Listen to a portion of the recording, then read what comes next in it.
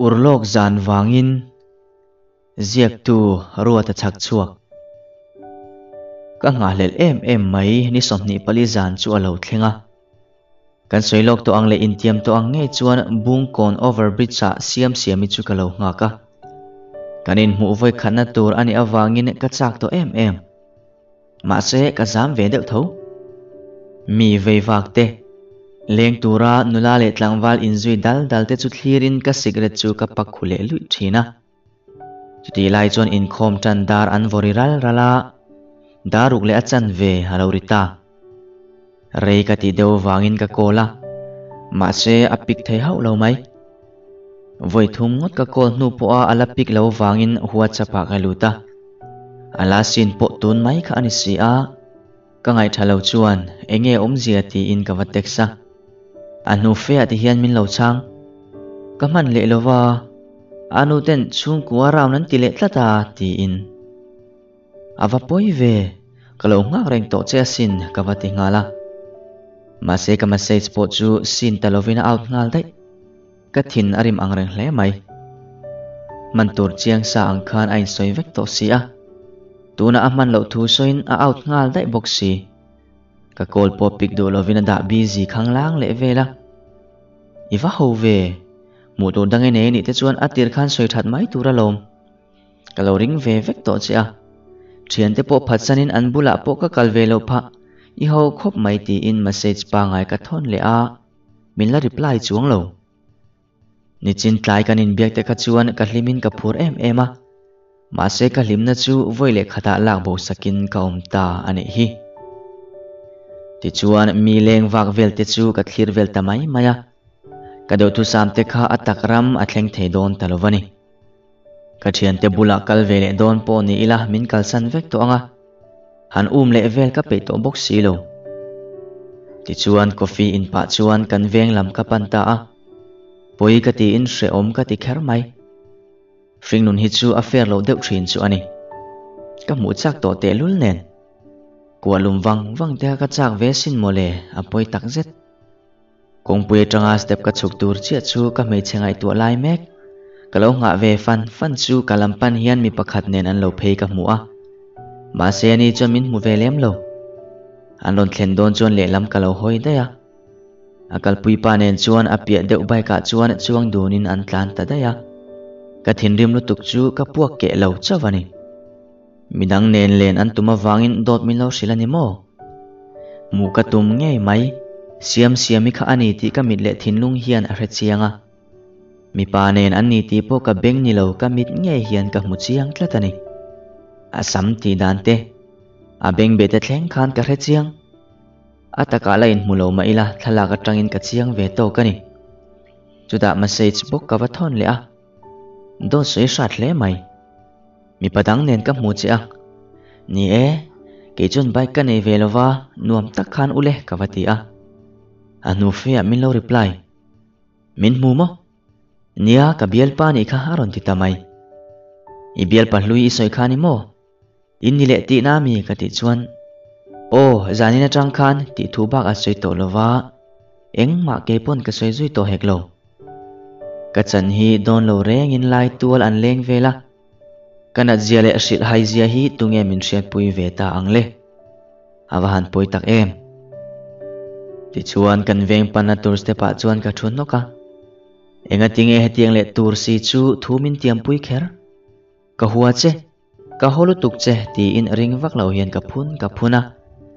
van lam te chu thlir chhovin ka hui ha le ringot thin step sir khampanga de chuan zuan thlak mai te chu karil ruk deuh vela ma se ni thei ngangin ka hrebok si lo me che pakhat wang mai maya nun na hial chan chu ka du lova ma se ka nun chu ningin dam ero ka thalel em to lo thung chuti lai chuan step pia deuh kham lampang lo zo ka tang chuan phone ringtone ral le me che tong thom hi ka thria ka ve en chuan me che pakhat hi alo thu ve ring nia mole ka tong te kha a shrevek ngeyang ma se ama che in enga nge thut ring ang ni nga ane nge ke ma ang thovin riluna takin an siam jok le phone abezo chu ka va pan nai dewa thian nu nga inem ni ka va te ringot a ne than love alo ti a ka trong te khai lo she ve kem ka ti chuan tle ma nui deuh lek lek pa hian shenang alo ti a she om e mai I she om e I lo om ve reng ti ka lo she lo mole ke ma ang thovin iril ru an tina ve ni lo mo ka ti chuan angoya noi lam amela chuta min lo mel le a nia atiringot ke po kalau intiam dun ve vek to a ma se abial pahlui nen bai ken an leng dai ka ti chuan tu ti ve tho mo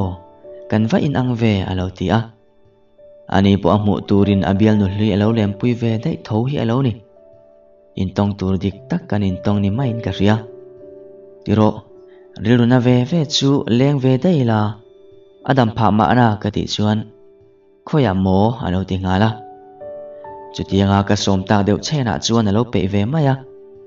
lein mungai mi lo kha mi mua in ngai zong leng dun ang main kan leng dun ve tamai chu makati a ani pon makati ve tho